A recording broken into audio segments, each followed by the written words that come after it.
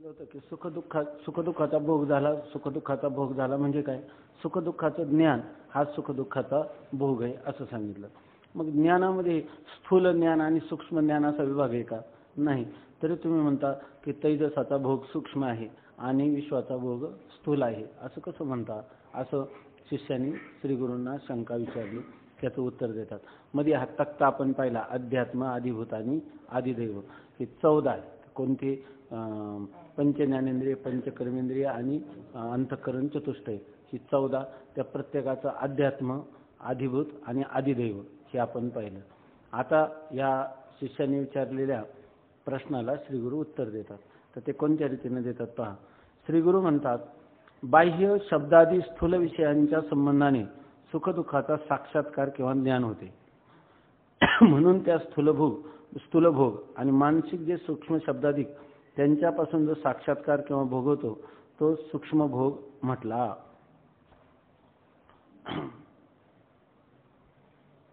मनुष्याला सुखदुःख होतं किंवा सुखदुःखाचा भोग होतो किंवा सुखदुःखाचं ज्ञान होतं.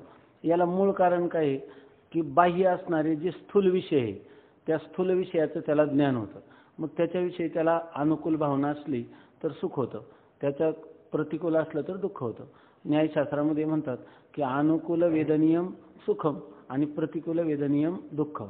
जे असावं व्हावं असं वाटतं त्याला म्हणतात सुख, आणि जे नको असं वाटतं त्याला म्हणतात दुःख. मग हे जे सुख आणि दुःख होतात याला कारण काय आहे? जर समजा आपल्याला एखादा प्रतिकूल पदार्थ आहे सर्प, ऐका ना, पण सर्पापासून दुःख केव्हा होतं? जर त्या सर्पाच्या आकाराची वृत्ती झाली म्हणजे सर्पाचं ज्ञान झालं तर मग त्या प्रतिकूल असं ज्ञान झालं तरच आपल्याला दुःख होतं. किंवा धन आहे, धन अनुकूल आहे परंतु हे धन आहे असं ज्ञान झालं म्हणजे सुख होतं, म्हणजे सुखाचा भोग होतो. मग ज्या वेळेला आपल्याला त्याने दिलं बाह्य शब्दादी स्थूल विषयाच्या संबंधाने आपल्याला बाह्य विषय जागृत अवस्थेमध्ये विषय कसे आहेत?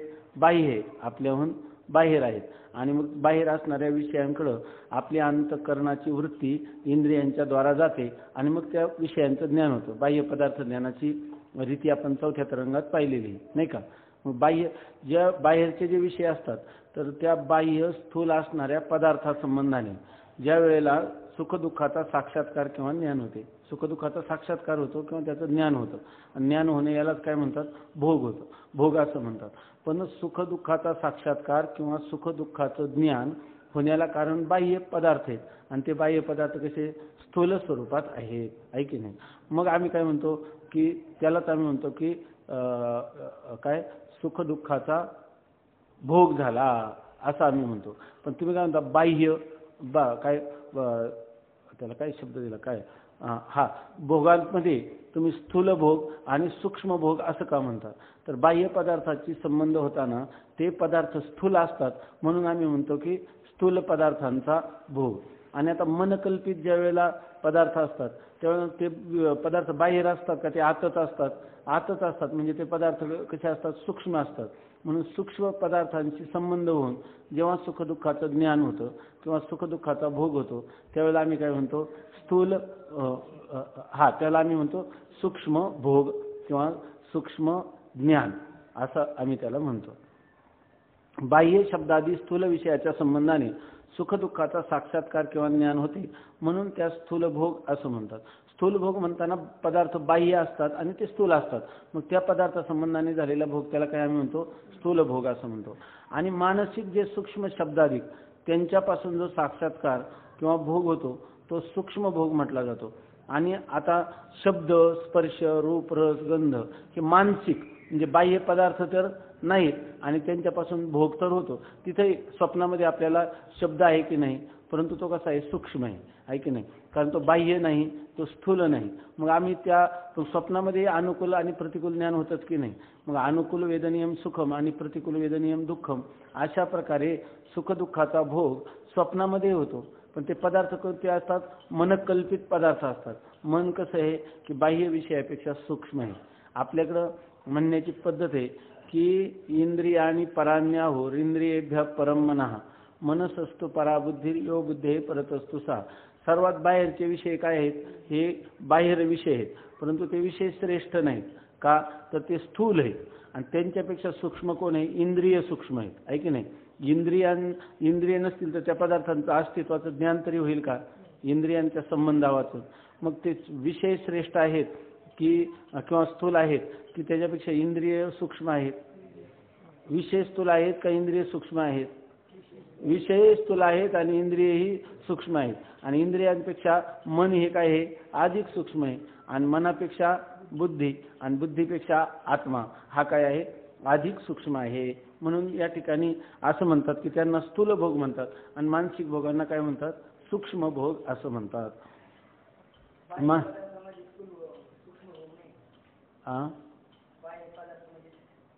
नाही बाह्य पदार्थामध्ये त्यांनी ह्याच्यासाठी ती शंका त्याच्यासाठी विचारली की बाह्य पदार्थांचा स्थूल भोग असं का म्हणतो? ते पदार्थ बाह्य असणारे जे शब्द स्पर्श रूप रस यांचा जो आपल्याला अनुभव येतो तर तो अनुभव येताना ते पदार्थ स्थूल असतात की नाही. समजा तुम्ही बाहेरचा रेडिओचा शब्द ऐकला तर त्यावेळेला तो रेडिओ स्थूल रूपात आहे की नाही बाहेर. म्हणून आम्ही त्याला भोग काय म्हणतो? स्थूल भोग असं म्हणतो. कारण त्या ठिकाणी तिथं सुद्धा मन सूक्ष्म नाही का? इंद्रियांचा संबंध नाही का? बुद्धीचा नाही का? आत्म्याचा नाही का? ज्यावेळेला घटाचं ज्ञान झालं तुम्हाला, घट हा बाह्य पदार्थ आहे तो स्थूल आहे, पण ज्ञान होताना केवळ त्या पदार्थांनी तुम्हाला सुखदुःखाचा भोग दिलाय का? नाही.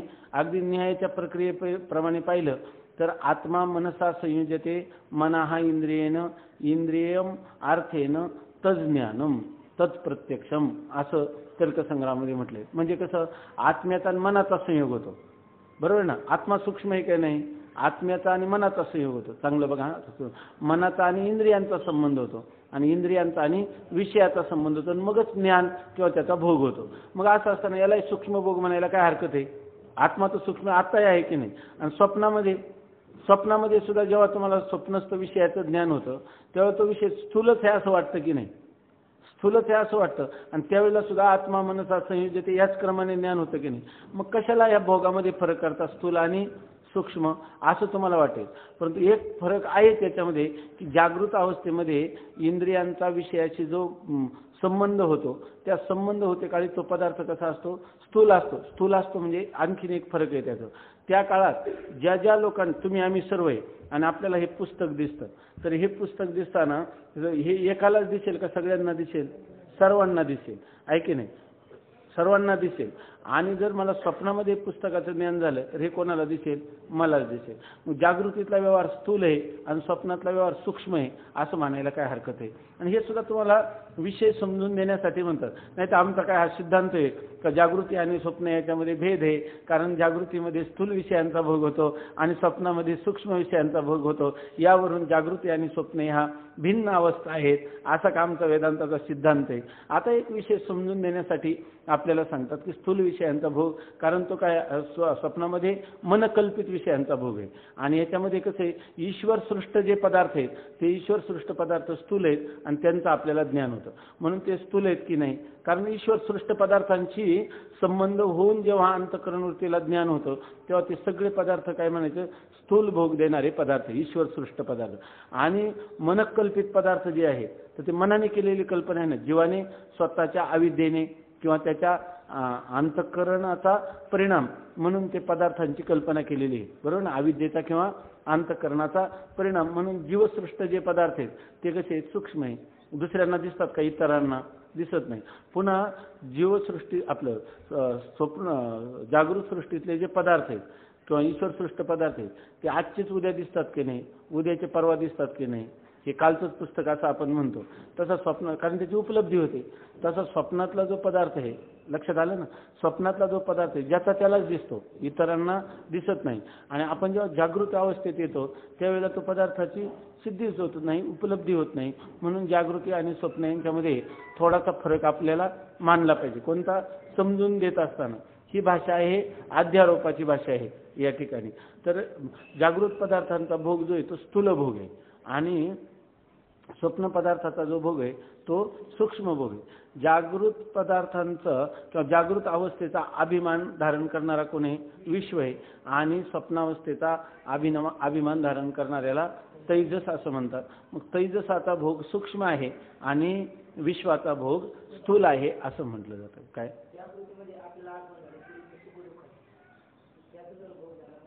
हा हा हा तर त्याच्यामध्ये त्याला सूक्ष्म भोग असं म्हणायचं, कारण ते ह्याच्यातच बसतं ना. मनाने कल्पित असणारे जे विषय आहे ना, तुम्हाला स्मरण झालं तरी स्मृती ज्ञानकाली तो जो पदार्थ आहे तो परोक्ष आहे का अपरोक्ष आहे? स्मृती झाली तुम्हाला आता वाघाची, त्यावेळेला त्या पदार्थाचं तुम्हाला तो समोर आहे का, म्हणजे पदार्थ समोर आहे का तो परोक्ष आहे? आता तुम्हाला परोक्ष आहे ना, मग हा फरक आहे की नाही. आणि ज्यावेळेला स्थूल भोग होतो त्यावेळेला पदार्थ कसा असतो? अपरोक्ष असतो. त्यामुळे तो पदार्थ परोक्ष असल्यामुळं ईश्वर सृष्ट वाघ तुम्हाला कसा आहे? परोक्ष आहे की नाही. आणि तुम्हाला सुखदुःख झाले की नाही? सुखदुःख झाले. मग त्या वाघाची कल्पना तुम्ही केलेली आहे का ईश्वर सृष्ट वाघ समोर आहे? मनाने केली. मग तो भोग तुमचा सूक्ष्म आहे का तो भोग स्थूल आहे? सूक्ष्म. ठीक आहे ना. मनकल्पित जे काय असेल ते स्मृती ज्ञानातला जरी पदार्थ असला तर तो तुमच्या मनानेच कल्पना केलेला आहे ना. त्यामुळे त्या पदार्थाचा भोग काय झाला? त्या समजा एखाद्याचा पुत्र अनेक वर्षापूर्वी मरण पावला, आता त्याला पुत्राचं स्मरण झालं आणि त्याला दुःख झालं, त्याला हा दुःखाचा जो भोग झाला तो त्याला दुःखाचं ज्ञान झालं की नाही.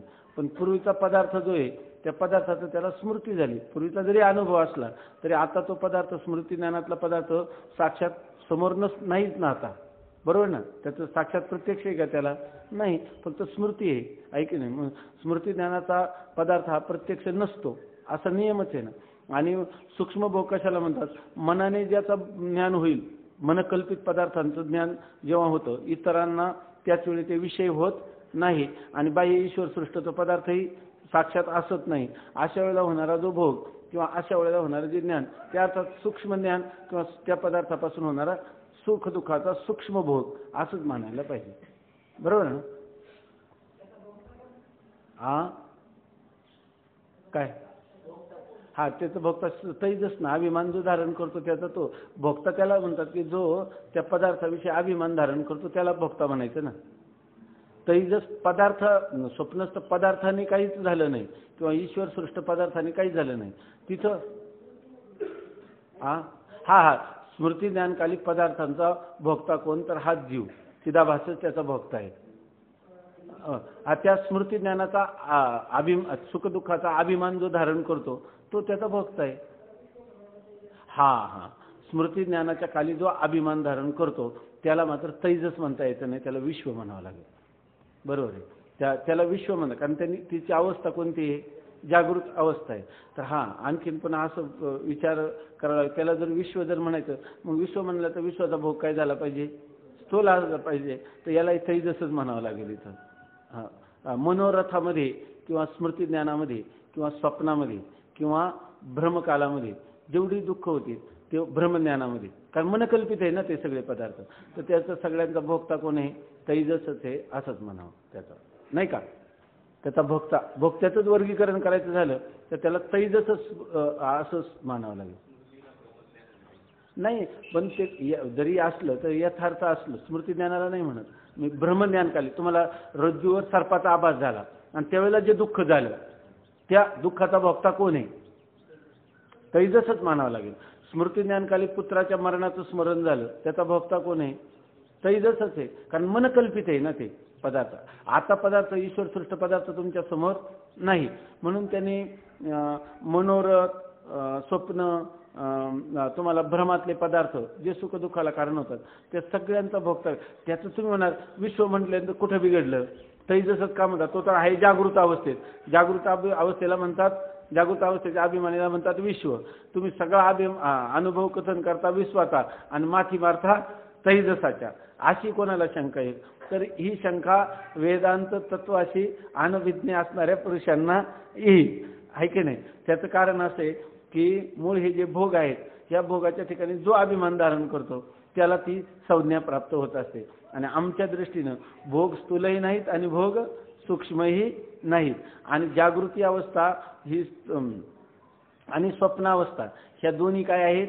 एकच असल्यामुळं आम्ही फक्त तुम्हाला समजून देण्यासाठी स्थूल आणि सूक्ष्म, जागृत आणि स्वप्न, विश्व आणि तैजस हे फक्त नामाभिधान दिलेले आहेत.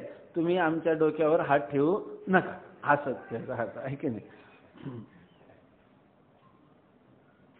माऊली बरोबर आहे ना. असंच घ्यायचं त्याच्यावर. जर तुम्ही वेदांत दृष्टीनं पाहत असाल तर तैजस म्हणलं तर काहीच हरकत नाही. तुम्ही फार स्थूल व्यवहाराने आम्हाला विचारत असतात तर मग हां ठीक आहे, याचा अभिमानी कोण आहे? विश्व आहे. पण विश्व आहे म्हणावं तर ईश्वर सृष्ट पदार्थाशी संबंध झालाय का? झाला. मग आमची व्याख्या काय? मनकल्पित पदार्थाशी संबंध आहे म्हणून याला काय म्हणावं? तैजसच आहे. खरा तर सगळा कोण आहे? हा जागृत अवस्थेत जेव्हा स्थूल अभिमान म्हणतो ना तेव्हा सुद्धा तो काय आहे? तैजसच आहे. तेव्हा सुद्धा तो तैजसच आहे. जर त्याला कळलं असेल मनोमय सृष्टी, ईश्वर सृष्टी माझ्या मनोमय सृष्टीहून वेगळी नाही. यथा स्वप्न प्रपंचोयम मयी माझ्या विजृंभिता तथा जागृत प्रपंचोपी मयी माझ्या माया विजृंभिता. आहे कोण? सगळं तैजसच आहे. ऐक नाही हा वा. त्याच्याही पुढे झालं महाराज म्हणते सगळा प्राज्ञच आहे. प्राज्ञच आहे म्हणजे सगळा प्रकर्षेनं आज्ञा नाही म्हणत ते. कोणता आहे? सगळा नेप्ती स्वरूप दृंगमात्र स्वरूप असणारं ज्ञानच सगळं आहे. आज सकाळी पांडुरंग महाराजांनी फार गोड चिंतन सांगितलं सकाळी आल्याबरोबर. ते म्हटले सकाळी काल आपण काही ज्ञानेश्वरीमध्ये कुठं अपरोक्ष अनुभूतीचं सांगितलं ना, मग त्यांनी लगेच रात्री अपरोक्ष अनुभूती हे केली आणि त्याच्यामध्ये त्यांना चिंतन मिळालं अखंडानंद स्वामींचं. बघा म्हणूया तर त्यांनी सांगितलं की म्हणे जे शास्त्र चिंतन करतात लोक त्यांचा एक सिद्धांत होऊन गेलेला आहे, ईश्वर आणि प्रकृती ही नित्य परोक्ष असते. ऐकी नाही असं सिद्धांत होऊन गेला. तर ते म्हणे त्याच्यामध्ये अपरोक्षानुभूतीच्या अर्थात एका उच्च कोटीच्या ग्रंथाचं चिंतन करताना ती एक विशेष नजर आहे. तर त्याच्यामध्ये त्यांनी लिहिलं की ईश्वर आणि प्रकृती ही अविवेक कालात परोक्ष आहे, विवेक कालात त्याचं नित्य अपरोक्ष आहे. असं लक्षात आलं ना? विवेक कालात त्याचं नित्य अपरोक्ष. ईश्वर आणि प्रकृती याचं परोक्ष नाही, याचं काय आहे? अपरोक्ष आहे. पण बोलण्याची विवक्षा कक्षा काय आहे ते लक्षात घेतलं पाहिजे. जर तुम्ही म्हणत असाल ईश्वराचं अधिष्ठान, प्रकृतीचं अधिष्ठान, आत्मा काय ब्रह्मरूप आत्माच आहे असं ज्याला विवेक प्राप्त झाला आहे की नाही, म्हणजे तत्वबोध ज्याला प्राप्त झाला त्याच्या दृष्टीने पाहिलं तर सर्वम यद अयम आत्मा. आणि आत्मा कसा आहे? यद साक्षात अपरोक्षात ब्रह्म. असं ज्याला ज्ञान झालं त्याच्या दृष्टीनं काय अपरोक्ष आहे? त्याला आपलं काय परोक्ष आहे? त्याच्या दृष्टीनं परोक्ष वस्तूच नाही, सगळं आहे ते काय आहे? आत्मरूप आहे आणि आत्म्याचं साक्षात अपरोक्ष आहे. प्रमाणांतर निरपेक्ष आहे की नाही? प्रमाणांतर शब्द प्रमाण पण का? हा आता त्याची सुद्धा काही नाही राहिली गरज नाही. असा आत्मा मी का माझ्या का त्याला काही वृत्तीव्याप्ती पाहिजे? जाऊ द्या फलव्याप्ती. वृत्तीव्याप्तीची गरज आहे का? आता आज्ञा निवृत्तीपूर्ती होती, आता काय गरज आहे त्याला?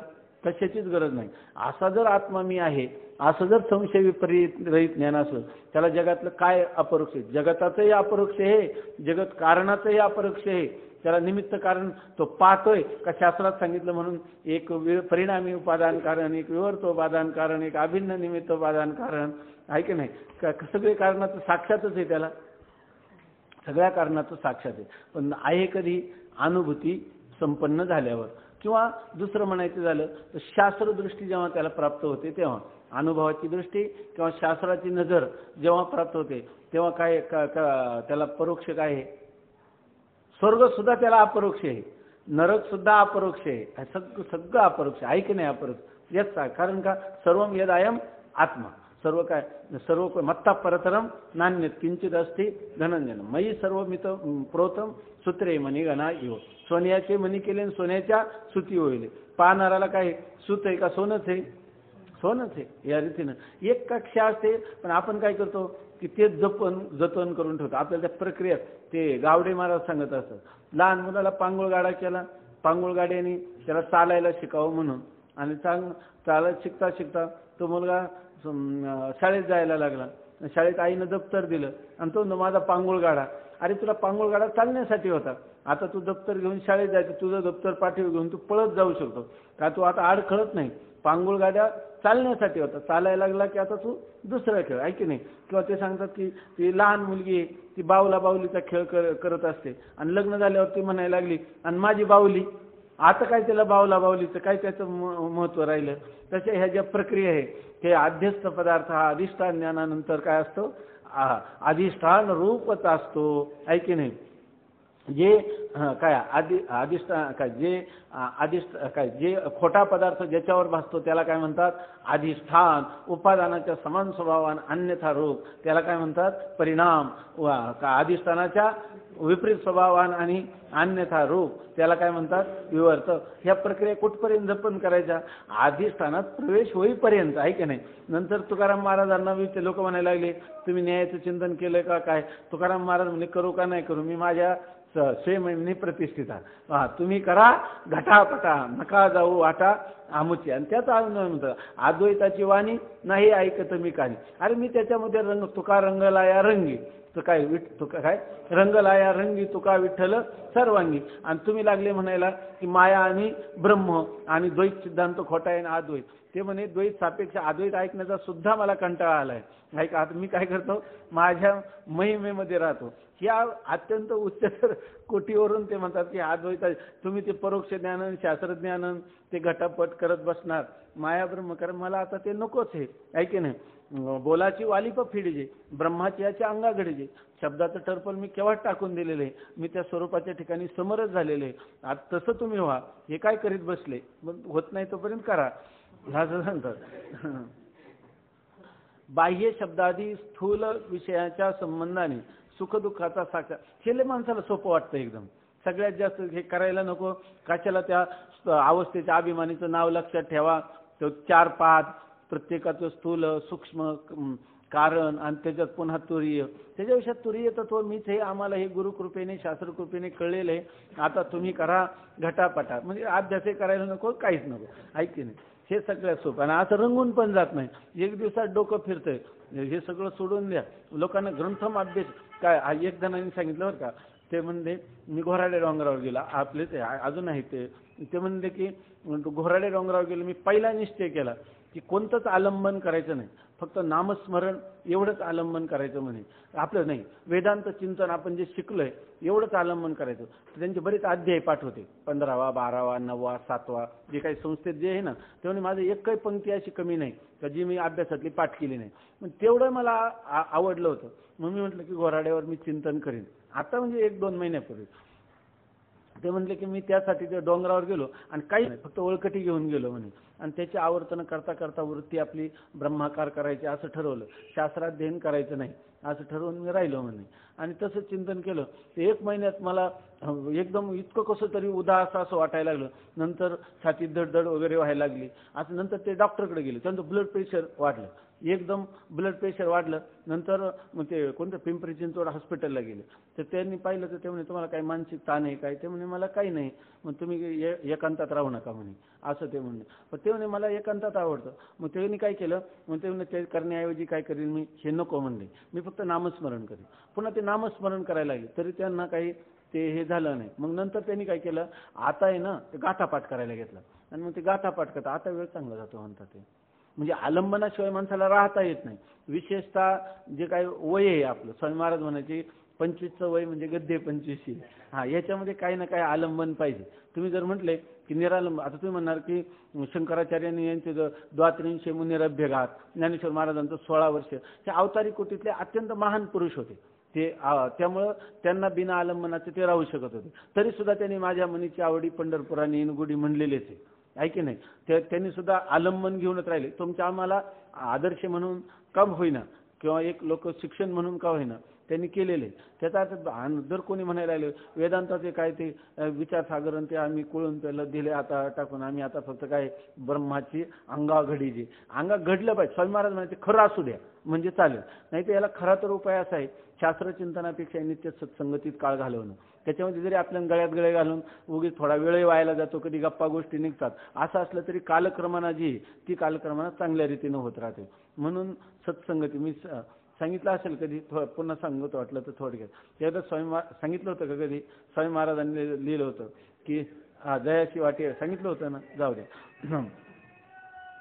तर त्याच्यामध्ये बाह्य शब्दादी स्थूल विषयांच्या संबंधाने सुखदुःखाचा साक्षात्कार किंवा ज्ञान होते. म्हणून त्या स्थूलभोग आणि मानसिक जे सूक्ष्म शब्दाधिक त्यांच्यापासून जो साक्षात्कार किंवा भोग होतो तो सूक्ष्म भोग म्हटला. या रीतीने विश्वस्थूलाचा भोगता आणि तैजस सूक्ष्माचा भोगता असे श्रुती सांगून स्थूलाचा भोगता काय आहे? विश्व आहे आणि सूक्ष्माचा भोगता तैजस आहे असं सांगून विश्व बहिप्रज्ञ आणि तैजस अंतप्रज्ञ सांगितलं आहे. हे सगळं मांडुक्य उपनिषद आहे बरं का. याच्यावर मांडुक्य कारिका लिहिलेली आहे गौडपादाचार्यांनी आणि त्याच्यावर शंकराचार्यांनी भाष्य लिहिलेलं आहे. जर या ठिकाणचा विषय आपल्याला जर याचा मार्मिक रहस्य जर कळलं तर मांडुक्य कारिका सुद्धा आपल्याला इतक्या सोप्या कारिका आहे, त्याच्यातली भाषा एकदम सोपी आणि चिंतन मात्र खूप आहे. किती करावं तेवढं जास्तच आहे, त्याच्यामध्ये कितीतरी गंभीर आहे. तर पण त्याची जी दिशा आहे, त्याचं जे वर्म आहे, ते वर्म ह्या तरंगामध्ये ह्या इथं सांगितलेलं आहे. ते जर लक्षात घेऊन आपण चिंतन केलं तर पुष्कळ चिंतन मांडुक्य कारिकेचं करता येतं. आणि वेदांत संप्रदाय वेत्ते सांगतात की मांडुक्य मेवा आलम. एक मांडुक्य उपनिषदाचं चिंतन केलं का सगळ्यात उपरी दशोपनिषदे जे उदाहरणे अनुमकरणे त्या सगळ्या उपनिषदांचं चिंतन म्हणजे त्याचं जे मार्मिक रहस्य आहे ते सगळं त्याच्यातूनच कळतं असं आहे. आणि ते प्रकरण विचारसागरामध्ये या 5व्या तरंगामध्ये प्रणव उपासनेच्या निमित्ताने आचार्यांनी आणलेले सगळं आपलं निश्चलदासजींनी आणलेले. आता इथे परिभाषा सांगतात म्हणून विश्व बहिप्रज्ञ, विश्वाला काय म्हणतात? बहिप्रज्ञ म्हणायचं. आणि तैजस अंतप्रज्ञ सांगितलं आहे. अंतप्रज्ञ म्हणजे सूक्ष्म भोग आहे आणि बहिप्रज्ञ म्हणजे स्थूल भोग आहे. त्याला नाव काय दिलं? विश्वाला बहिप्रज्ञ म्हणलं आणि तैजसाला अंतप्रज्ञ असं सांगितलेलं आहे. विश्वाची अंतकरण वृत्ती रूप प्रज्ञा बाहेर जाते व तैजसाची जात नाही. आता विश्व बघा, स्मृती ज्ञानाकार होऊ ती वृत्ती आतल्यातच होते की नाही? ब्रह्मज्ञान होतं तेव्हा वृत्ती आतल्या आतच होते, बरोबर आहे ना? आणि स्वप्नामध्ये देखील वृत्ती आतल्याच आत पदार्थाकार किंवा ज्ञानाकार भोगाकार सगळं आतल्या आतच होते. म्हणून म्हणतात विश्वाची अंतकरण वृत्तीरूप प्रज्ञा बाहेर जाते. विश्वाचा अंतकरण वृत्ती कुठं जाते? बाहेर जाते आणि तिलाच प्रज्ञा म्हणतात. अंतकरण वृत्ती हे जिचं स्वरूप आहे ती अशी असणारी प्रज्ञा. आणि तैजसाची जात नाही. तैजसाची अंतकरण वृत्ती बाहेर जाते का आतमध्येच कल्पना करते पदार्थाची, म्हणून त्याला काय म्हणायचं? अंतप्रज्ञ. कारण अंतकरण वृत्ती बाहेर जात नाही, आतच त्या पदार्थाकार होते. आणि स्थूलाची काय होते? अंतकरण वृत्ती बाहेर जाते म्हणून त्याला काय म्हणायचं? बहिप्रज्ञ. एकाला काय म्हणायचं? अंतप्रज्ञ. म्हणून विश्वास बहिप्रज्ञ आणि तैजस विश्वाची अंतकरण वृत्ती रूप प्रज्ञा बाहेर जाते, तैजसाची जात नाही म्हणून विश्वास बहिप्रज्ञ आणि तैजसास अंतप्रज्ञ असे म्हटले आहे. जसा विश्वाचा हे लक्षात आलं ना, ह्या पदार्थांचा अभिमानी तैजसच म्हणावा याच्याबद्दल काही शंका नाही ना. जसा विश्वाचा आणि विराटाचा अभेद सांगितला तसा तैजसाचा आणि हिरण्यगर्भाचा अभेद आहे. आता पाठीमागं काय सांगितलं? विश्वाचा अंतर्भाव कशात केला? विराटामध्ये केला. तसाच हा तैजस जो आहे तो व्यष्टी आहे नाही का? व्यष्टी सूक्ष्म शरीराभिमानीला काय म्हणतात? तैजस म्हणतात. आणि समष्टी सूक्ष्म शरीराभिमानीला काय म्हणतात? हिरण्यगर्भ.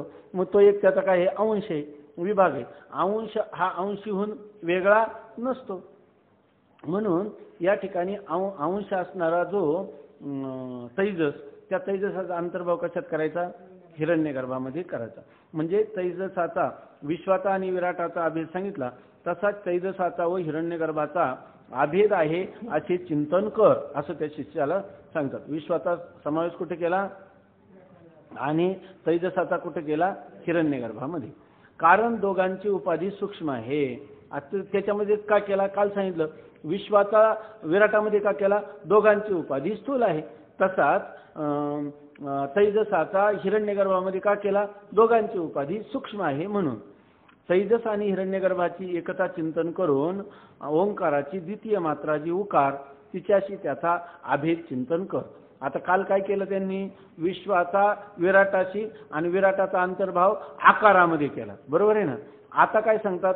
तैजस आणि हिरण्यगर्भ याची एकता करायची आणि ते करून ओंकारामध्ये 3 मात्रा आहे. ओम मध्ये अ, उ आणि म. आता सूक्ष्म असणारा जो हिरण्यगर्भ आहे त्या हिरण्यगर्भाचा लय कशात करायचा?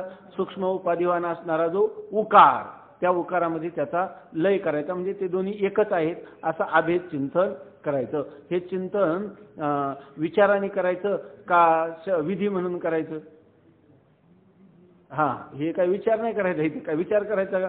विधी म्हणून करायचं. विधी कोणी सांगितलाय? वेदाने सांगितलं आहे की नाही? हे करण्यासाठी काही जर श्रद्धा असेल तर उपयोग होईल का? याला श्रद्धेची काही आवश्यकताच नाही का? श्रद्धा पाहिजेत, नसली तर फलीभूत होणार नाही. म्हणजे श्रद्धाही पाहिजे आणि विधीही पाहिजे, आहे की नाही? आणि मग हे सहजच होतं, आहे की नाही? याला काय करायला आग्रह पण ठेवावा लागतो. म्हणजे हे जे चाललंय हे प्रणव उपासनेचं प्रकरण आहे आणि त्या प्रकरणावरून विधी विश्वास आणि आग्रह हे काय आहे अगदी निश्चित त्या ठिकाणी धरले तरच हे गोष्ट घडू शकेल. याची काय आवृत्ती करावी लागते काय? आवृत्तीची गरज आहे का याला? आवृत्ती करावीच लागेल. का आवृत्ती केली तरच याचं फल होईल. आवृत्ती केली तर काय आवृत्ती रसकृत उपदेशात असं सांगितलं. तैजस आणि हिरण्यगर्भाची एकता चिंतन करून ओंकाराची द्वितीय मात्रा जी उकार तिच्याशी त्याचा अभेद चिंतन कर. कारण तैजस हिरण्यगर्भ आणि उकार यांच्यामध्ये द्वितीयत्व समान आहे. आणखी त्यांनी सांगितलं हिरण्यगर्भाचा समावेश आकारामध्येच का करायचा? प्रथमत्व समान आहे. आता इथं तैजसाचा हिरण्यगर्भ आणि हिरण्यगर्भाचा उकारामध्ये तरी का करायचा? त्याच्यामध्ये उचा दुसरा क्रमांक आहे ओम मधला, म्हणून द्वितीयत्व काय आहे? समान आहे. तसेच प्राज्ञा आणि ईश्वर या दोघांची कारण उपाधी आहे, म्हणून दोघांचे ऐक्य चिंतन कर. आता व्यष्टी कारण शरीराभिमानीला काय म्हणतात? प्राज्ञा, आणि समष्टी कारण शरीराभिमानीला ईश्वर. मग आता यामध्ये प्राज्ञा आणि दोन्हींचे काय आहे? कारण उपाधी आहे की नाही. म्हणून दोन्हींची कारण शरीर ही उपाधी असल्यामुळे फक्त भेद काय? एक व्यष्टी आणि एक समष्टीचा अभिमान धारण करतो. मग व्यष्टी ही समष्टीहून वेगळी नसते. मग व्यष्टी कारण शरीराचा अंतर्भाव कुठे करायचा? समष्टी कारण शरीरामध्ये. म्हणजे त्याचा अर्थ कशाचा समावेश? प्राज्ञाचा समावेश ईश्वराशी करायचा. म्हणजे प्राज्ञा आणि ईश्वर यांच्यामध्ये अभेद चिंतन करायचं. दोन्ही एकच आहेत असं चिंतन करायचं. प्राज्ञा आणि ईश्वर या दोघांची कारण उपाधी आहे, म्हणून दोघांचे ऐक्य चिंतन कर. प्राज्ञा, ईश्वर आणि ओंकाराची तिसरी मात्रा मकार या तिघात तृतीयत्व समान आहे, म्हणून तिघांची एकता चिंतन कर.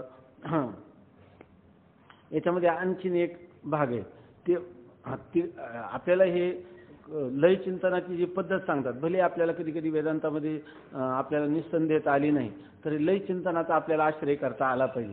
किमान त्याच्यामध्ये चित्ताची एकाग्रता होते, नंतर ब्रह्मज्ञानही होतं आणि त्याची स्वरूपामध्ये स्थिती पण होते, ज्यासाठी शास्त्राने एकदम जवळचं.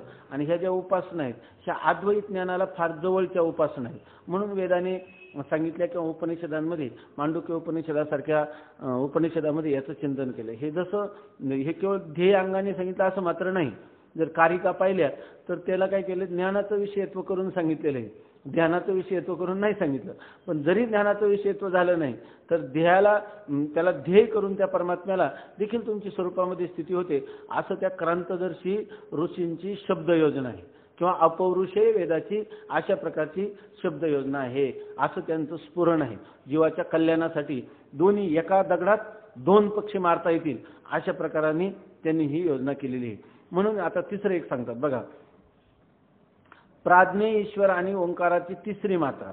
प्राज्ञ, ईश्वर आणि ओंकाराची तिसरी मात्रा कोण आहे? मकार आहे की नाही. हे तिघ काय आहे? यांच्यात तृतीयत्व काय आहे? समान आहे. म्हणून या तिघांचं अभेद चिंतन करावं. तिघांचं अभेद चिंतन करावं म्हणजे बरं का, कुठे ते महाराज? हां तुम्ही त्या तिघांचं अभेद चिंतन करा तुम्ही. तिघांचं अभेद चिंतन करावं म्हणजे सारखं असं चिंतन करावं का? बघा माऊली, चिंतन असं करावं ना की मकार काय ईश्वर आणि प्राज्ञ हे तिन्ही एकच आहेत. प्राज्ञ, ईश्वर आणि मकार हे तिन्ही एकच आहेत असं त्यांचं अभेद चिंतन करावं. म्हणजे काय? तिघांना सारखं डोळ्यापुढं ठेवून मग त्याचं अभेद चिंतन करावं असं त्याचा अर्थ आहे का? का अभेद चिंतन करताना एकच राहील? काय राहील? स्वरूप काय झालं आता? अज्ञानात. कारण जागा झाल्यानंतर मला काहीच कळलं नाही. म्हणजे ते सगळं ज्ञान कुठं गेली होती? जागृती सुषुप्तीतली आपल्या कारणात अज्ञानात लीन झाली होती, किंबहुना ती अविद्या रूपच झाली होती आणि म्हणून प्रज्ञान घन म्हणतात. तसेच त्यालाच नाव काय दिली? परिभाषा आहे त्याची, की त्याला प्रज्ञान घन असं म्हणतात. म्हणजे ते घनीभूत अज्ञान आहे. त्या ठिकाणी जागृतीसारखं स्वप्नासारखा कोणताही स्थूल भोग नाही आणि सूक्ष्म भोग नाही. म्हणजे स्थूल पदार्थाचे ज्ञान नाही आणि सूक्ष्म पदार्थाचे ज्ञान नाही. मग ते झाले का? त्या अवस्थांचे बीज कोण आहे? जागृती आणि स्वप्नाचे बीजरूप असणारी अवस्था कोण आहे? सुषुप्ती अवस्था आहे. मग सुषुप्ती अवस्था कशी आहे? अज्ञान रूप आहे, अविद्या रूप आहे. आणि तिथं ही सगळी ज्ञान गेली म्हणून त्याला काय म्हणायचं? प्रज्ञान घन. प्रज्ञान घन याचा अर्थ काय?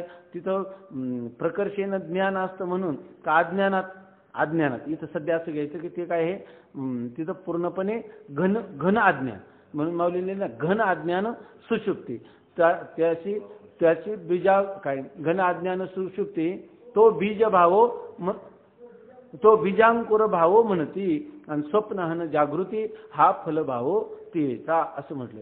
बघा, हे जर पंचदशी आणि विचारसागर, वृत्ती प्रभाकर हे ग्रंथ जर आपल्याला चांगले कळले तर गीतेतला 15वा अध्याय किंवा ज्ञानेश्वरीतला 15वा अध्याय आपल्याला चांगला कळतो, आणि 18व्या अध्यायाचा काही विशेष भाग तो जर आपल्याला कळून घ्यायचं असलं, 18व्या अध्यायाच्या पुढे येणारे वय आहेत ना, ते आपल्याला जर वृत्ती प्रभाकर झाला नसला तर खरी त्याच्यातली चांगली खोली कळतच नाही. याच्यामध्ये वृत्ती प्रभाकर म्हणजे त्याची उपस्थिती असली तर, नाही तर आमच्यासारखं आपातता असलं तर नाही, त्याच्यातही त्याचं गांभीर्याने प्रवेश असला तर, किंवा ब्रह्मसूत्र, उपनिषद भाष्य यांचं जर चिंतन असलं, किंवा गीता भाष्याचं खूप गंभीर अगदी पदार्थाचं चांगलं तंतोतंत ज्ञान असलं तरच ज्ञानेश्वरी कळते, नाही तर नाही कळत. म्हणून कमीत कमी आपलं गरिबी हटावं, विचारसागरातल्या प्रक्रिया तरी आपल्या डोळ्यासमोर पाहिजे, म्हणजे मग ज्ञानेश्वरीचा आपल्याला आनंद घेता येतो, नाहीतर नाही. काही काही लोक म्हणतात तुमचं हे विचारसागर बरं वाटतं, पण ते ज्ञानेश्वरीचं अवघड वाटतं, कारण ज्ञानेश्वरीमध्ये आपण फक्त वरवर प्रक्रिया लावल्या की सगळ्यांना माहीतच असतं. त्यांना वाटतं हे काय लावलं, आद्यस्थ पदार्थ, अधिष्ठान, रूपन, आविद्येची निवृत्ती, हे काय लावलं, हे शब्द तिथं नाही शिकले ना, इथं नाही शिकले, मग त्यांना ते विषय कळत नाही तिथं. म्हणजे ज्ञानेश्वरी अवघड वाटते त्यांना. म्हणून प्रज्ञानघन म्हणतात. तसे सुषुप्तीत अविद्येने आवृत्त जो आनंद त्याचा प्राज्ञ उपभोग घेतो, म्हणून त्यास आनंद भूक असं म्हणतात. आनंद भूक म्हणजे आनंदाचा भोगता असं कोणाला म्हणतात, प्राज्ञाला. तो कोश कोणता आहे हो, आनंदमय कोश आहे की नाही, तर त्याला काय म्हणतात, आनंद भूक, आनंदाचा भोगता असं म्हणतात. का बरं म्हणतात, सुषुप्ती अवस्थेमध्ये आनंद झाला म्हणतो ना, पण कोणता आनंद झाला, काही कळलं नाही म्हणतो, म्हणजे अज्ञानाने आवृत्त झालेल्या आनंदाचा तो भोगता असतो, आहे की नाही. सुषुप्तीमध्ये आनंद नाही का, आनंद आहे, पण तो कसा, सुषुप्तीत अविद्येने आवृत्त जो आनंद, सुषुप्तीमधील आनंद काय असतो, अविद्येने आवृत्त असतो. आणि त्याचा पण तुम्ही भोगताय का नाही, कशावरून तुम्ही म्हणता, आता तुम्ही मला काल वेगळंच सांगितलं, आज वेगळंच सांगितलं.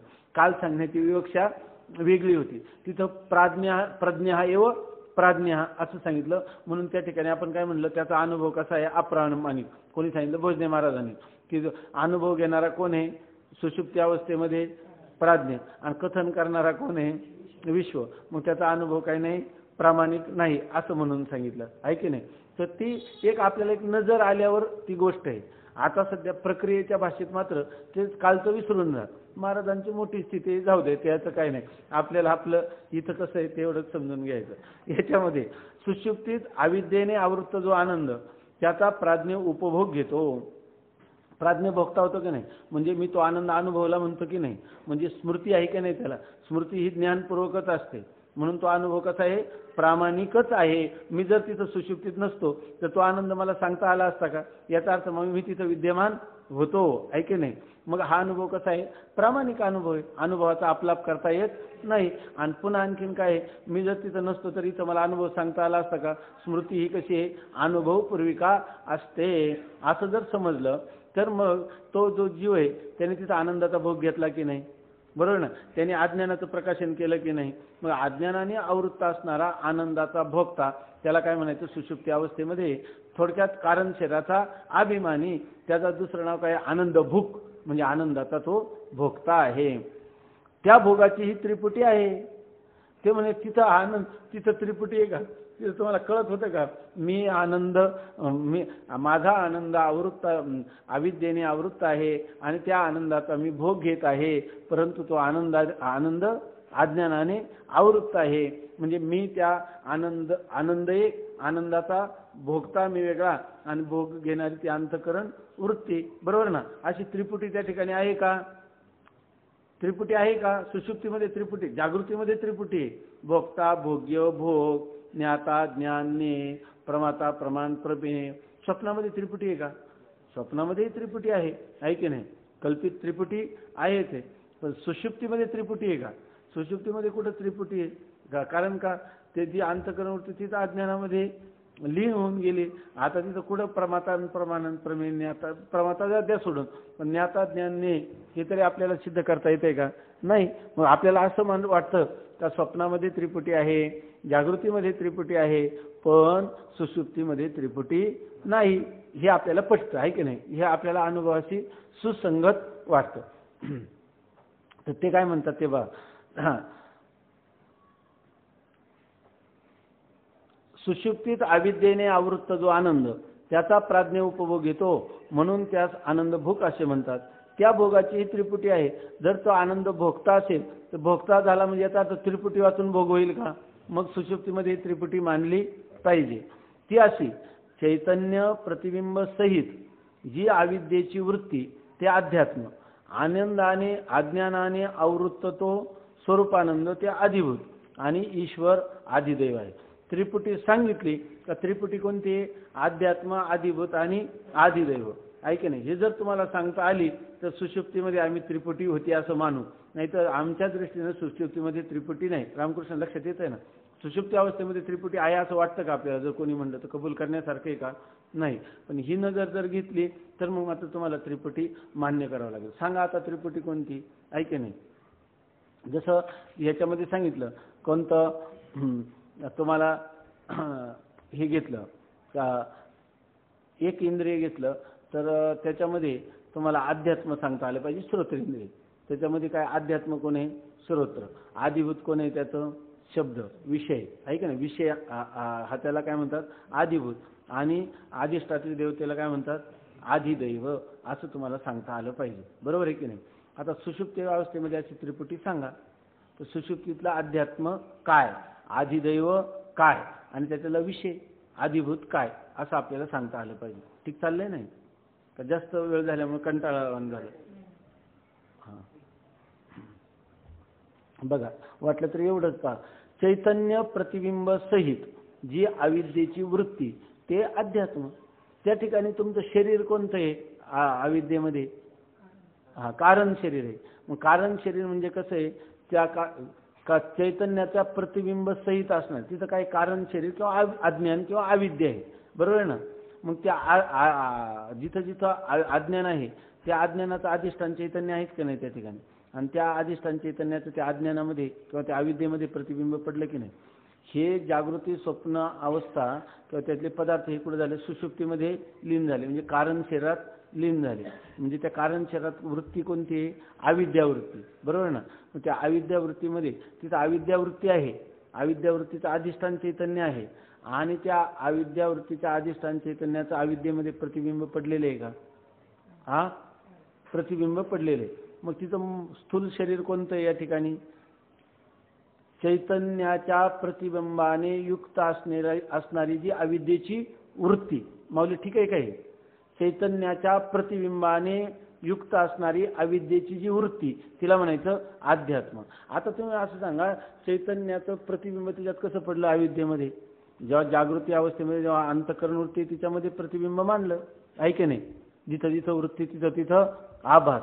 आता ती वृत्ती काय झाली? आपल्या कारणामध्ये लीन झाली आणि तिथं आभास कसं काय तुम्ही म्हणता? चैतन्य प्रतिबिंब. कसं काय चैतन्य प्रतिबिंब आहे? तुम्हाला कळतं त्यावेळेला चैतन्याच्या प्रतिबिंबाचा?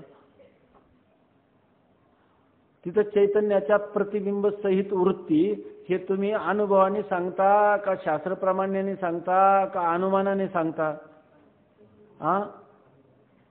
ज्या बरोबर आहे माऊली, माझं मी विचारतो हे बरोबर आहे ना. जागृतीमध्ये तुम्ही अंतःकरण वृत्तीमध्ये चैतन्याचं प्रतिबिंब माना, स्वप्नामध्ये चैतन्याचं प्रतिबिंब माना, पण सुषुप्ती अवस्थेमध्ये चैतन्याचं प्रतिबिंब कसं काय? काय? सुषुप्तीमध्ये जीव आहे म्हणजे कसं? याला एखादं उदाहरण सांगावं तुम्ही किंवा थोडक्यात एकच याचं उत्तर द्या का हे तुम्ही अनुमानाने मानता की शास्त्राने सांगितलं म्हणून म्हणता की अनुभवाने सांगता? हे अविद्येचं प्रतिबिंब होतच तिथं असं तुम्ही कशावरून सिद्ध करता? हे अनुमानाने मानता तुम्ही, प्रत्यक्ष नाही. तिथं तुम्ही काय मानता? ज्या ती जागृतीत आणि स्वप्नामध्ये अंतःकरण वृत्ती आहे तिच्यात प्रतिबिंब पडतं. त्या अंतःकरण वृत्तीचा सुषुप्तीमध्ये अभाव आहे का ती कारणात फक्त लीन झालेली आहे? जिथं जिथं वृत्ती तिथं तिथं प्रतिबिंब मानतात. तर त्या वृत्तीचं कारण असणारं जे अज्ञान, बरोबर आहे ना. बरोबर ना माऊली. त्या अज्ञानामध्ये प्रतिबिंब मानलंच पाहिजे, मानावंच लागेल तुम्हाला. त्या अविद्यावृत्तीमध्ये प्रतिबिंबित चैतन्य तुम्हाला मानावंच लागेल. हे कशा मानावंच लागेल? म्हणजे अनुमानाने. आहे की नाही? मग तिथे सिद्धी कशाने होते? आनमन. आणि याला काही उदाहरण आहे का तुमच्याजवळ? मानवाच लागेल, मानवाच लागेल असं कुठं दिसतंय का तुम्हाला? का तुम्ही शिकले काय घटाकाश, महाकाश, काय आभ्राकाश असं काही शिकले का काय कुठं? जलाकाश, हा मेघाकाश आहे की नाही? मेघाकाश आहे की नाही? बरोबर आहे ना माऊली? स्पष्टीकरण ठीक आहे नाही? मेघाकाशामध्ये कुठं आकाशाचं प्रतिबिंब आहे का? मेघामध्ये आकाशाचं प्रतिबिंब दिसतंय का तुम्हाला? नाही. पण मेघातून जेव्हा धारा वर्षातून पाणी येतं खाली घाटात, तेव्हा ज्या अर्थी त्या पाण्यामध्ये त्याचं प्रतिबिंब पडतं. मेघामध्ये तरी काय आहे? पाणी. भले नाही दिसू द्या, पण ज्या अर्थी खाली पाण्यात प्रतिबिंब आहे त्या अर्थी तिथं काय आहे? जलाकाश एकदा मानलं, घटात जलाकाश मानलं का मेघाकाश काय करावं लागतं? मानावंच लागतं, आहे की नाही? मग तिथं काय आहे? अविद्या आपलं काय चैतन्य प्रतिबिंब सहित असणारी अविद्येची वृत्ती मानावीच लागते. तीच तिथं काय अध्यात्म आहे की नाही? आता त्याचा काय सांगितलं? अध्यात्म सांगितलं. चैतन्य प्रतिबिंब सहित असणारी अविद्येची वृत्ती हे त्याचं अध्यात्म. त्रिपुटी सांगायची नाही तुम्हाला, एक सांगितलं अध्यात्म.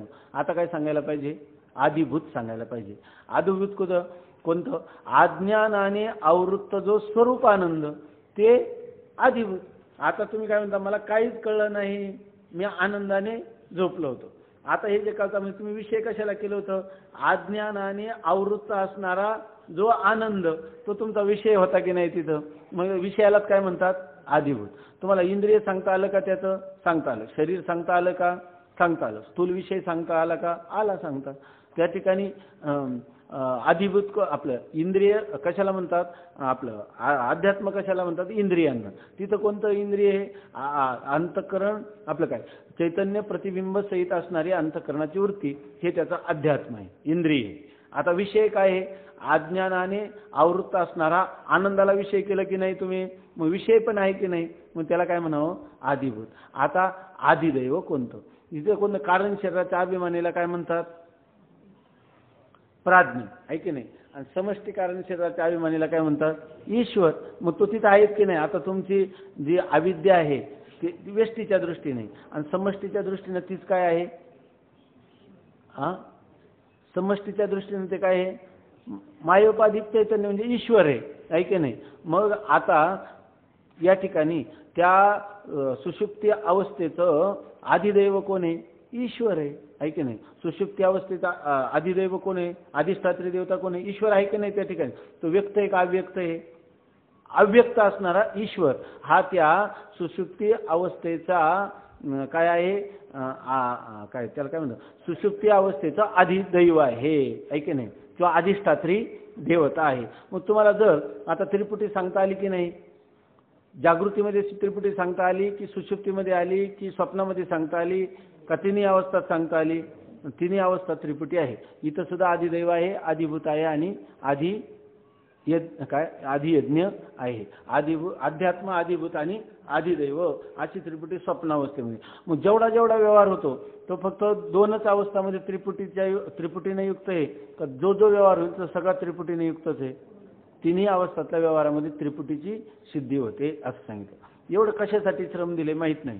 चैतन्य प्रतिबिंब सहित जी अविद्येची वृत्ती ते अध्यात्म, अज्ञानाने आवृत्त जो स्वरूपानंद ते अधिभूत आणि ईश्वर त्याचं काय आहे? आदिदैव. मग सगळे त्रिपुटीचे घटक या ठिकाणी आपल्याला सिद्ध करता आले. बरं, हा झालेला विषय कोणाला समजला तेवढ्याने हात वर करा. नाही महाराज? गुरुजी असल्यामुळे हात कसं काय वर करायचं आहे की नाही? बरोबर आहे. त्यांना गुरुजी असल्यामुळे त्यांनी लोकांना हात वर करायला सांगायचे, आपण चुकून त्यांनाच म्हणलं त्यामुळे नाही केल्यावर. या रीतीने बहिष प्रज्ञ हा दोन गुरुजी बसले. ते एका गुरुजीने काहीच नाही ते काहीच दाखवलं नाही त्यांनी. ते हे सांगायचे ना, ते म्हणायचे मला अर्थ कळेना. आता आपले परवा दिव्यानंद सरस्वती ते म्हणायचे ना हात वर करा, तर ते नेमका हात ज्याला कळलं तो एकदम सरळ लगेच करतो. काही तर थोडंसं कमी कर, काही इतक्या जवळ ठेवतात. जर विचारलं तर आपला खाली आणि जर सगळ्यात आहे तर वर करायचं. या रीतीने विश्व बहिप्रज्ञ, तैजस अंतप्रज्ञ आणि प्रज्ञान घन आहे. आता पर्यंत जे चिंतन केलं याचं स्पष्टीकरण झालं. विश्वाला काय म्हणायचं? बहिष्प्रज्ञ. तैजसाला अंतप्रज्ञ. आणि प्राज्ञाला काय म्हणायचं? प्रज्ञान घन आहे. हा त्यांचा भेद स्थूल, सूक्ष्म आणि अज्ञान या उपाधीमुळे आहे. एकच चैतन्य आहे, पण त्या चैतन्याला नावं आली का? ती नावं कशामुळे आली? स्थूल, सूक्ष्म. स्थूलाचा उपाधी लागलं का एका चैतन्याला काय म्हणतात? विश्व किंवा विराट. एका चैतन्याला समष्टी किंवा व्यष्टी. स्थूल सूक्ष्म उपाधी लागली की हिरण्यगर्भ किंवा तैजस.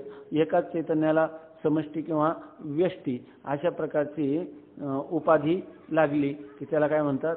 ईश्वर किंवा प्राज्ञ अशी नावं येतात. त्याच प्राज्ञाची अज्ञान ही एकच उपाधी आहे. प्राज्ञाला उपाधी कोणती? एक. अज्ञान ही एकच उपाधी. तैजसास अज्ञान व सूक्ष्म या दोन उपाधी आहे.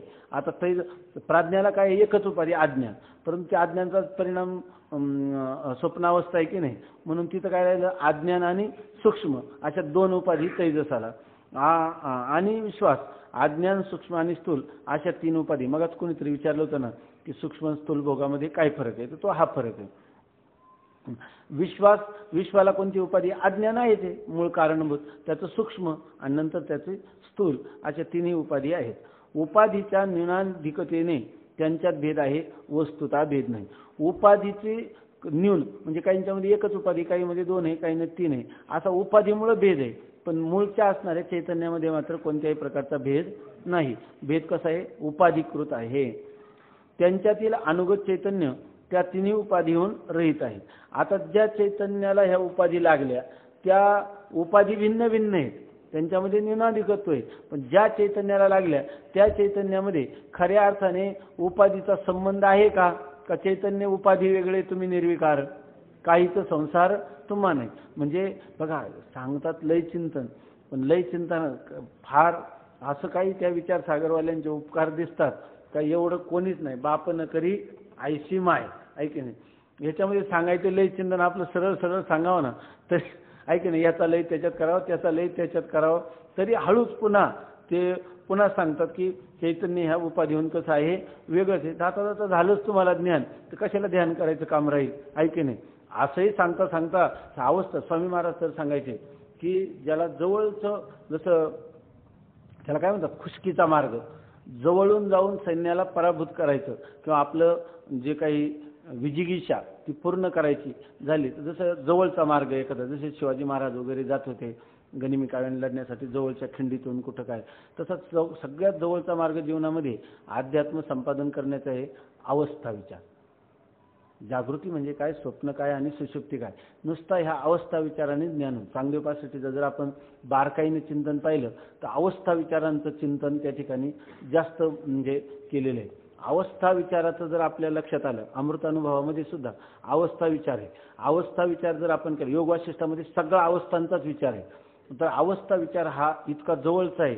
त्याच्यामध्ये जागृती, स्वप्न, सुषुप्ती, जागृत जागृत, जागृत स्वप्न, जागृत सुषुप्ती, सुषुप्ती सुषुप्ती, सुषुप्ती जागृत, सुषुप्ती स्वप्न, अशा प्रकारे कोणी 12, कोणी 16, कोणी 3, कोणी 9, अशा कोणतं जेवढं आपल्याला अंतरंगात जाता येईल ते काही कुठे कोणत्या ग्रंथात नाही. हा मननाचा भाग आहे.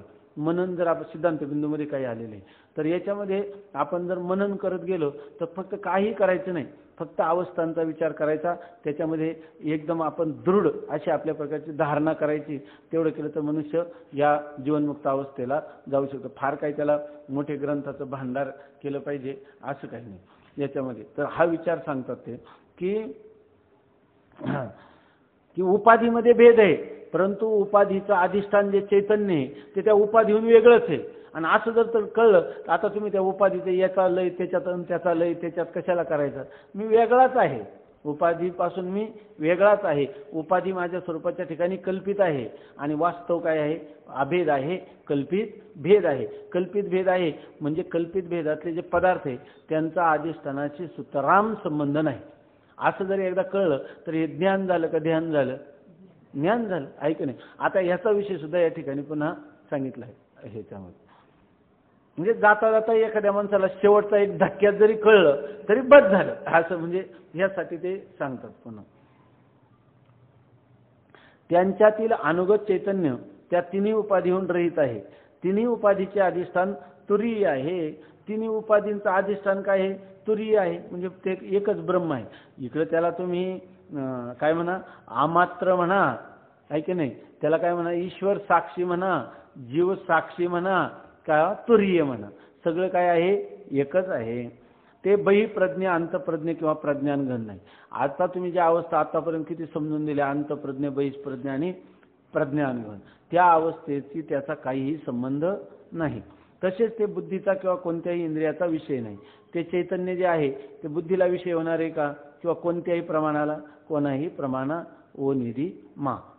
असे जे तुरी आहे त्याच परमात्म्याचा चतुर्थ पाद ईश्वर साक्षी, त्याच शुद्ध ब्रह्मरूप जाण. आता हे जे तुरीय आहे ना, तुरीय म्हणजे परमात्म्याचा चौथा पाद म्हण, त्यालाच तू काय म्हण? ईश्वर साक्षी, किंवा त्यालाच काय म्हण? शुद्ध ब्रह्मरूप जाण. त्याला का इथपर्यंत? आतापर्यंत विचार काय झाला माहिती आहे का? व्यष्टी आणि समष्टी, स्थूल, सूक्ष्म, कारण आणि तुरीय अशा चारही पादांचा विचार झाला. आज तुम्हाला सांगायचे लय चिंतन आहे की नाही, परंतु हे करून हे चिंतन काय सांगितलं आतापर्यंत? तुम्हाला जणू काही तत्वज्ञानाचं चिंतन अध्यारोपाच्या भाषेत सांगितलेले, अपवाद अजून केलेला नाही. त्या परमात्म्याचा चतुर्थ पाद ईश्वर साक्षी, त्या शुद्ध ब्रह्मरूप जाण. चौथा जो पाद आहे ना, जीव साक्षी, तोच काय आहे? ईश्वर साक्षी. तोच काय आहे? तुरीय आहे. तोच शुद्ध असणारं अमात्र आहे असं जाण.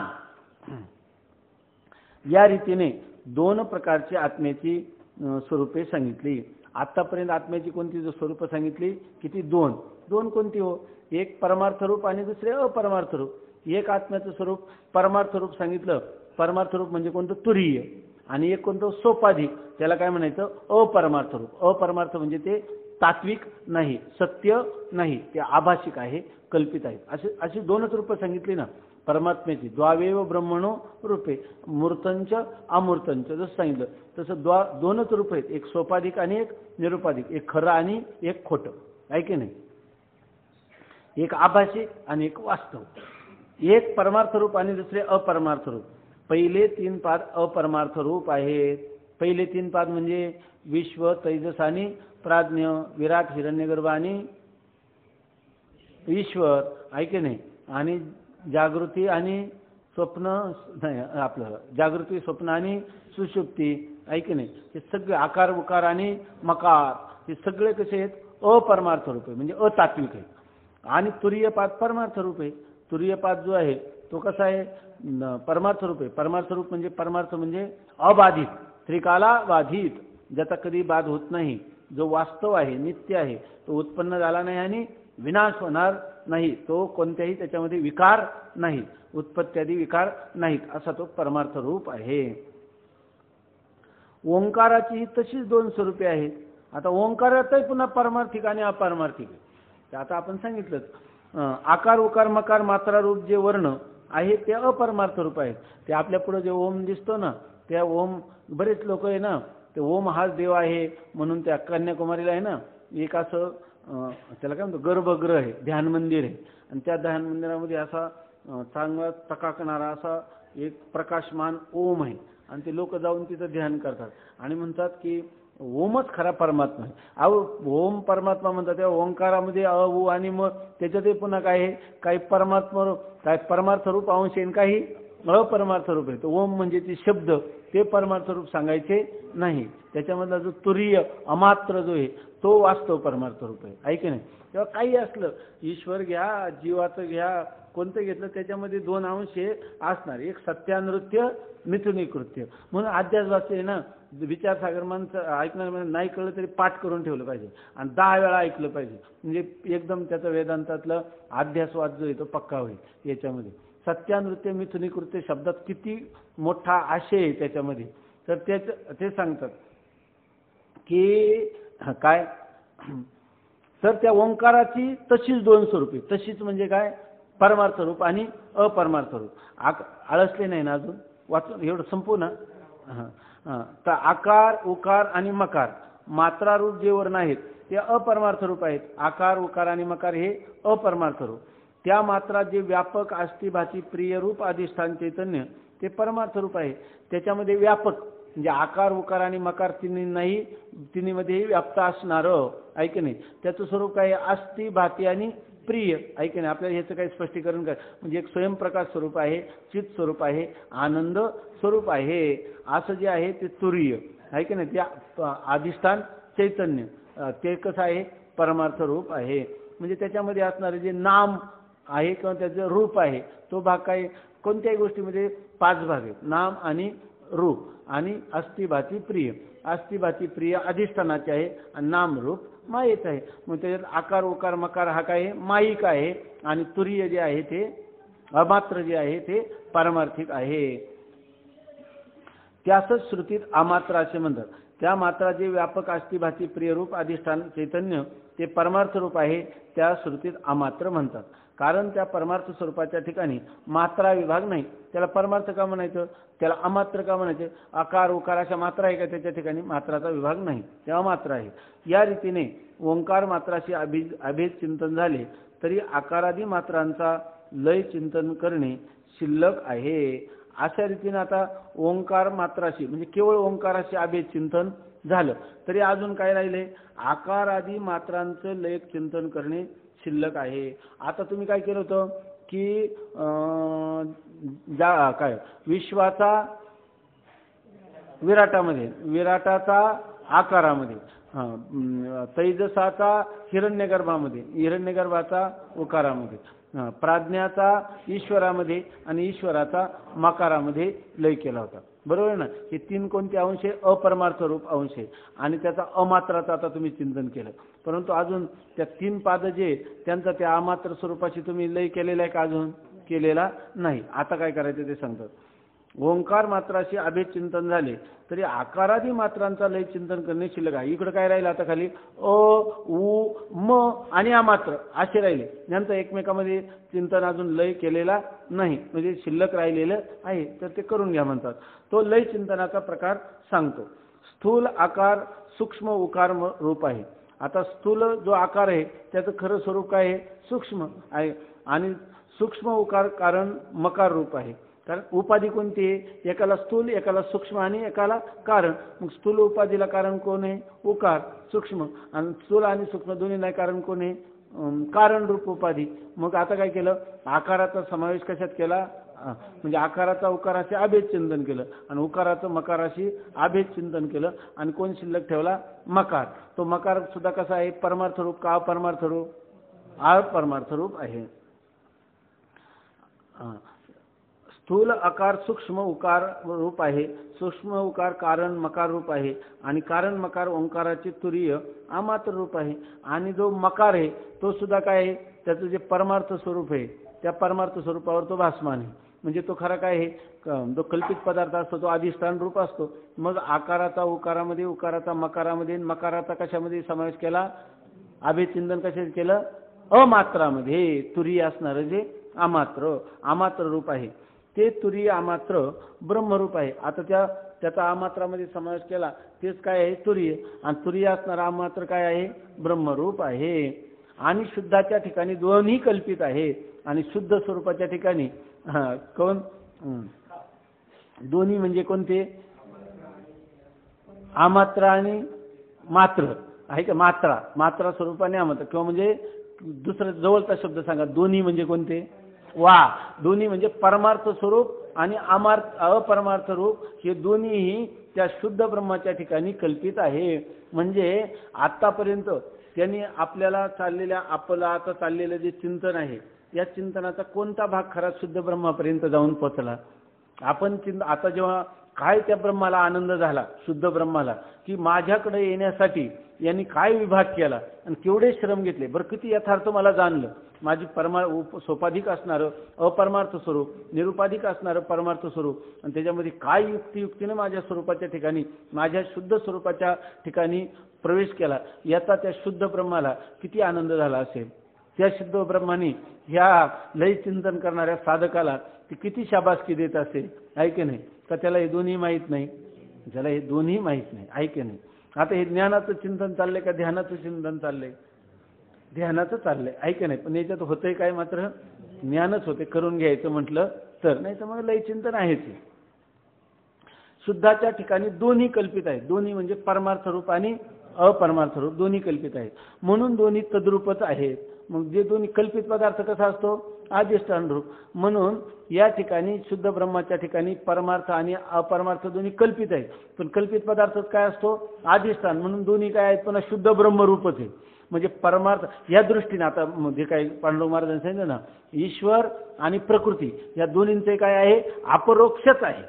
आहे की नाही? मग दोन्ही काय आहेत? अधिष्ठान रूपच आहेत. दोन्ही तद्रूपच आहेत. म्हणून माणसाने त्या काय अपरमार्थ स्वरूपाचा द्वेष करू नये. ऐके नाही, अपरमार्थ स्वरूपाचा द्वेष करू नये. का?